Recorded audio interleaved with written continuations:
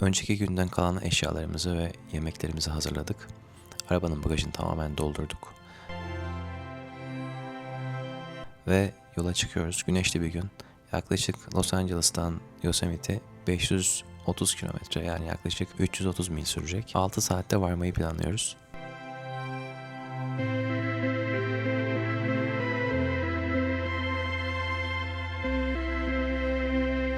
Yosemite'ye yaklaştıkça iyice kırsal alanlara gidiyoruz ve evler bitip sadece kocaman çiftlikler başlıyor. Meyve ağaçları ve çiftliklerden ve tarım alanlarından başka bir şey neredeyse yok.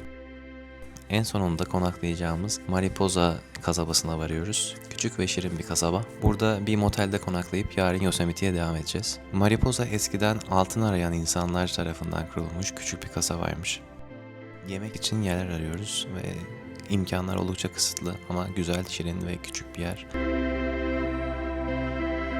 En sonunda bir pizzacıda yemek yemeye karar veriyoruz. Yemek yedikten sonra yan taraftan bir ses geldiğini fark ediyoruz ve merak edip bakmak için oraya doğru yöneliyoruz. İçeri girip baktığımızda bir parkın içinde küçük bir amfiteyatro kurulmuş ve orada ücretsiz bir şekilde küçük bir konser veriliyor. Herkes çim alanlara oturmuş, getirdiği örtüleri yerlere sermişler ve sıcak yaz gecesinde yıldızların altında müziğin keyfini çıkarıyorlar.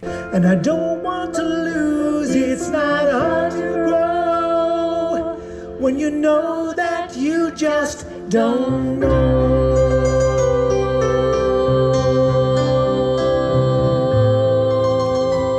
Akşam San Francisco'dan gelen diğer arkadaşlarımızla buluşuyoruz otelde.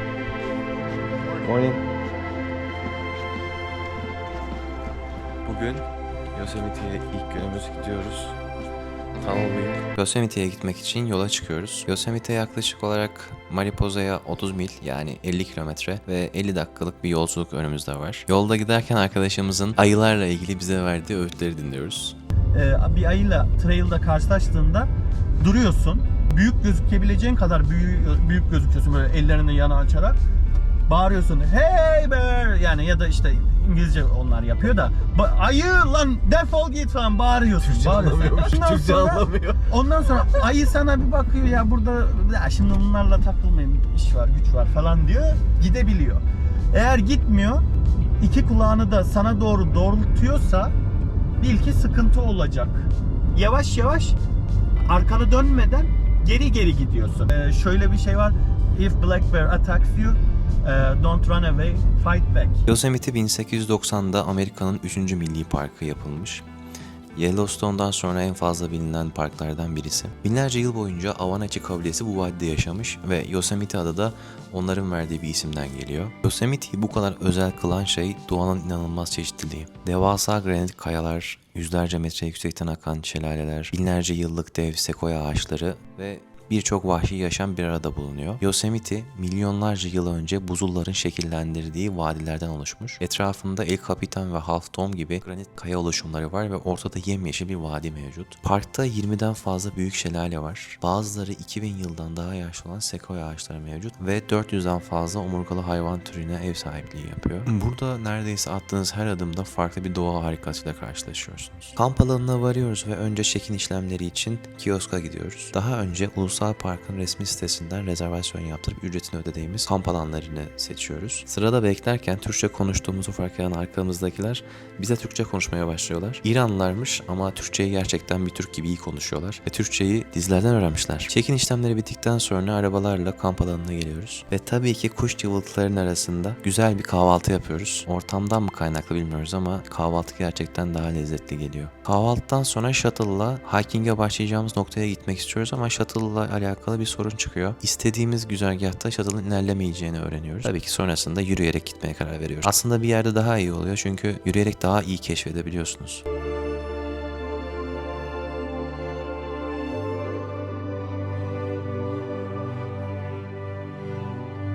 Ormanın içinde küçük bir kafeterya var. Eksiklerinizi buradan giderebiliyorsunuz. Ayrıca küçük bir market de bulunuyor.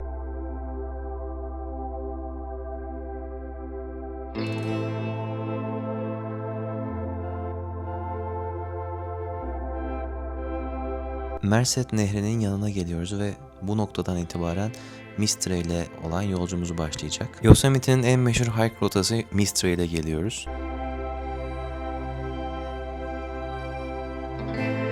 Yosemite'nin en eski işaretlenmiş parkurlarından biri ve 1800'lerin sonlarından beri parka gelen ziyaretçilerin en favori rotalarından birisi.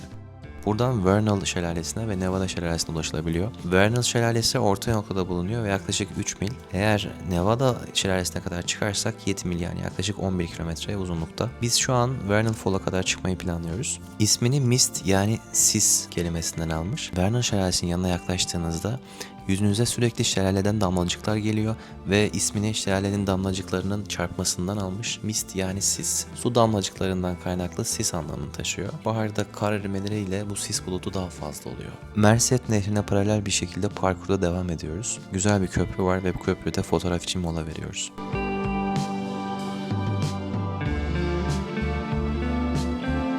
Trail'ın zorlu bölümüne geçmeden önce suları doldurmak için alanlar var ve burada harcadığımız su depolarını dolduruyoruz. Hike yaparken en önemli noktalardan biri susuz kalmamak. Çünkü zorlu tırmanma koşulları, sıcak hava ve üzerine de susuzluk eklenirse bu sağlık açısından ciddi sonuçlar doğurabilir.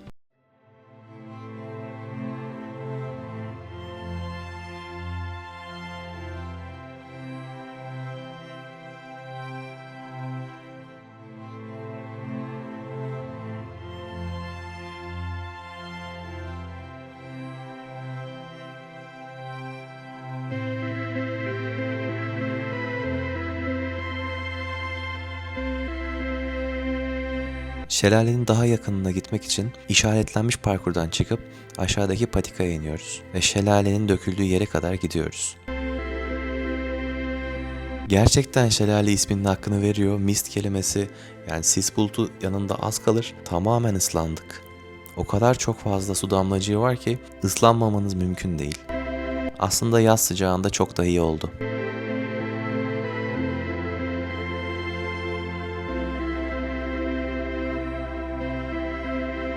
Sonrasında parkura devam edip şelalenin döküldüğü yere, üst kısma ulaşmaya çalışıyoruz.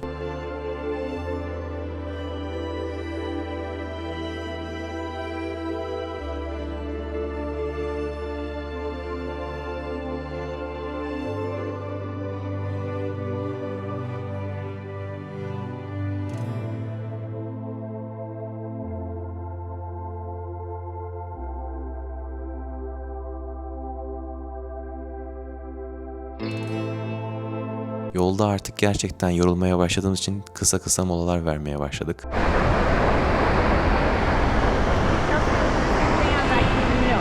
Same thing. And I get close and I nope. Buradan sonra parkurun dikliği daha fazla artıyor.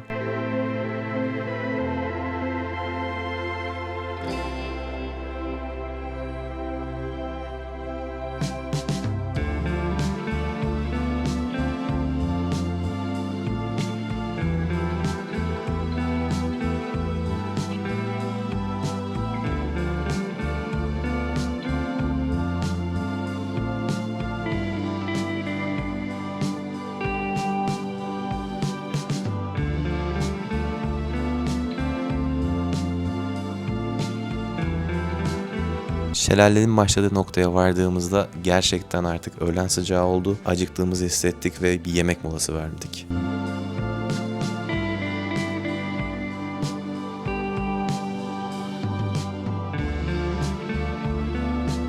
Çantada yanımızda getirdiğimiz sandviçlerimizi ve atıştırmalıklarımızı yiyerek manzaranın keyfini çıkartıyoruz.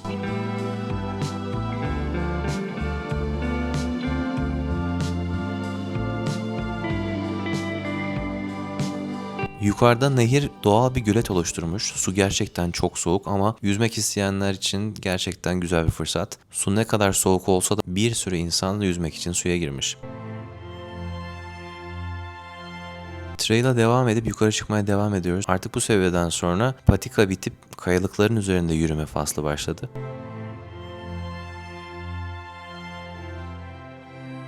Gerçekten bu daha yorucu. Özellikle dışarısı zaten sıcak. Kayalardan da bir sıcak geliyor ve gerçekten yorucu olmaya başladı. Tırmanırken yollarını kaybetmiş bir Asyalı grupla karşılaşıyoruz. Want to go back Paraki? Then this way is going there.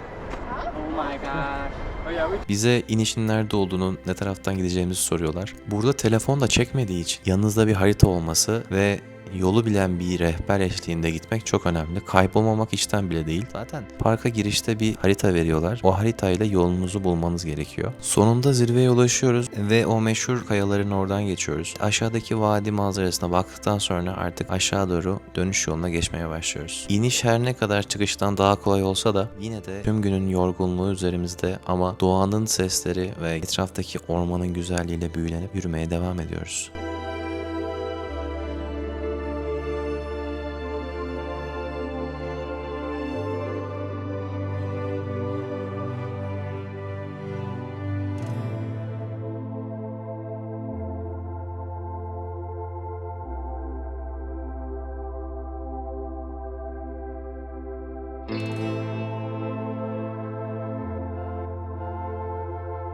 Kamp alanına geldik. Arabadaki eşyalarımızı çıkarıp kamp alanına götürüp çadırlarımızı kuracağız ve sonrasında hava kararmadan çadırlarımızı kurmak istiyoruz.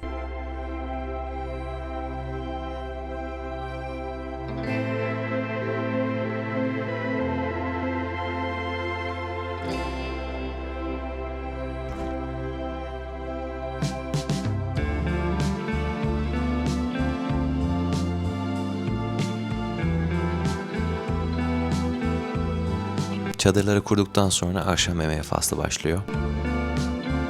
Sonrasında da bence kampın en güzel parçası olan ateş yakma faslı ve onun üzerinde de s'mores yapıyoruz. İçinde marshmallow, sütlü çikolata ve bisküvi bulunuyor. Erittiğiniz marshmallowları sütlü çikolata ile birleştirip bisküvilerin arasına koyuyorsunuz ve gerçekten çok lezzetli. Zaten s'mores, some more sözünden üretilmiş.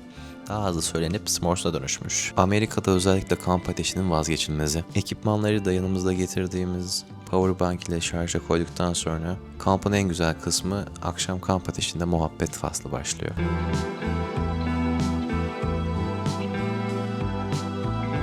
İkinci gün sabah gün doğumunu izlemek için Glacier Point'e çıkacağız. Sabah saat 4:30.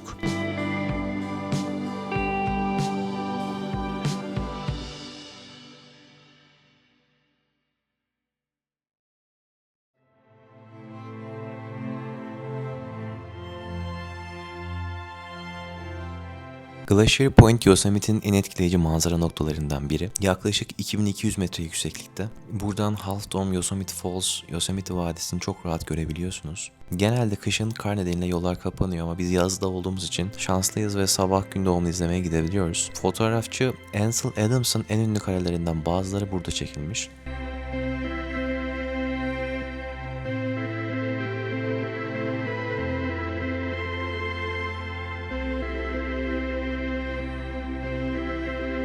Özellikle gün doğumu ve gün batımı burada adeta bir tablo gibi görünüyor.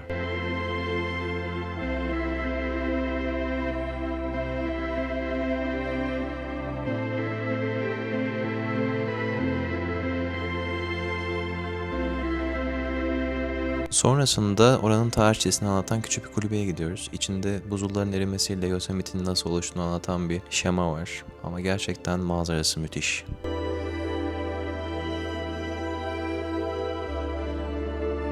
Tekrar arabaya dönüp kamp alanına doğru yola çıkıyoruz. Bugünkü planımızda Yosemite Şelalesi'ni görüp sonrasında vadide yürüyüş yapmak var.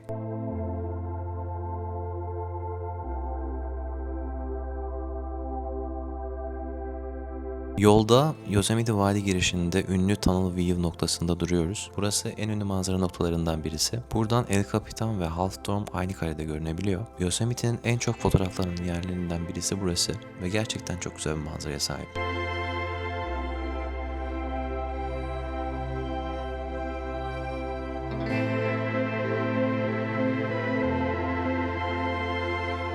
Döndüğümüzde beer locker'lardan eşyalarımızı çıkartıp kahvaltı hazırlıyoruz. Kilitli dolaplar var çünkü akşamları bütün yiyeceklerinizi, parfümlerinizi veya tatlı ya da çiçek kokan herhangi bir eşyanız ne varsa hepsini bu kilitli dolaplara koymak zorundasınız. Çünkü ayılar kokusunu alıp çadırlarınıza ya da arabalarınıza gelebiliyor. Özellikle arabanın içerisinde herhangi bir şey bırakırsanız sabah camları patlamış, ayı arabaya girmiş bir şekilde bulmanız çok olası. O yüzden her şey ayı dolaplarına konmak zorunda. Sonrasında çadırlarımızı toplayıp check-out işlemini yapıyoruz. Öğlen 12'de check-in ve ertesi gün öğlen 12'de check-out zamanı var. Çadırları arabaya koyduktan sonra Yosemite şelalesini görmek için tekrardan yola koyuluyoruz. Yine müthiş bir manzara, yine müthiş bir ağaçların arasında doğayla iç içe yürümeye başlıyoruz. Burada gördüğünüz Yosemite Şelalesi, Kuzey Amerika'nın en yüksek şelalesi. 3 ayrı kısımdan oluşuyor ve toplam yüksekliği 739 metre. İlkbaharda buzullar eriyken en güçlü halinde akıyor. Burası sadece muhteşem bir manzara değil, aynı zamanda Yosemite'nin ruhunu gerçekten hissettiren bir nokta. Ve rotamızın son noktası olan vadiyi gezmeye başlıyoruz. İçinde nehirler, küçük göller, yeşil patikalar olan müthiş bir vadi.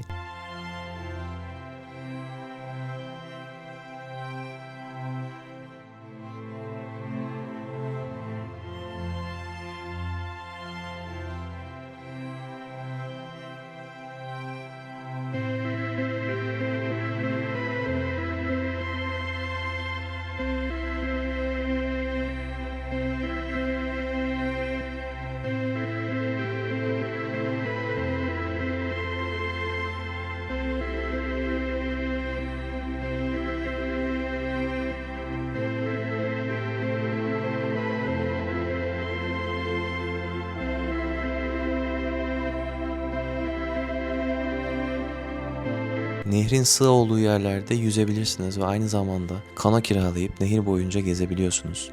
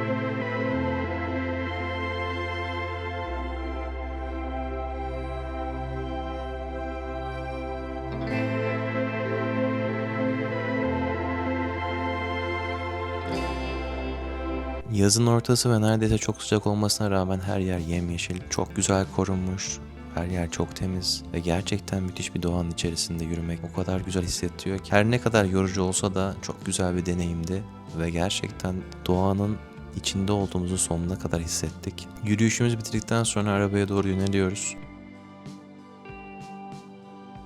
Güneş batarken Los Angeles'a doğru yola çıkıyoruz.